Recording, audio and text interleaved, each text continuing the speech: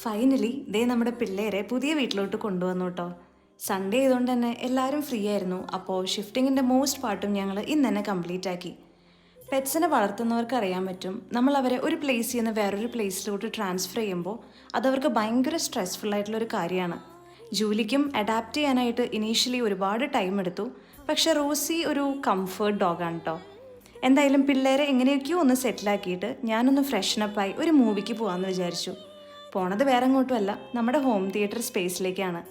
ഞങ്ങൾ വീട് പണിതപ്പോൾ ഒരുപാട് ആഗ്രഹിച്ച് സെറ്റപ്പ് ചെയ്ത ഒരു സ്പേസാണിത്. മൂവിയൊക്കെ കണ്ട് ഒന്ന് ചില്ല് ചെയ്ത് റിലാക്സ് ചെയ്തിരിക്കാൻ പറ്റിയ ഒരു കുഞ്ഞ് സ്പേസ്.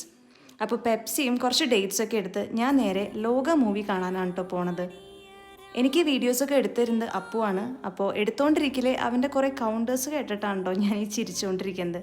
എന്തായാലും മൂവിയൊക്കെ കണ്ട് പിള്ളേരായിട്ട് കുറേ ടൈം സ്പെൻഡ് ചെയ്ത് ഞാൻ എൻ്റെ ഡേ ഒന്ന് അവസാനിപ്പിക്കുകയാണ്. അപ്പോൾ അത്രയേ ഉള്ളൂ.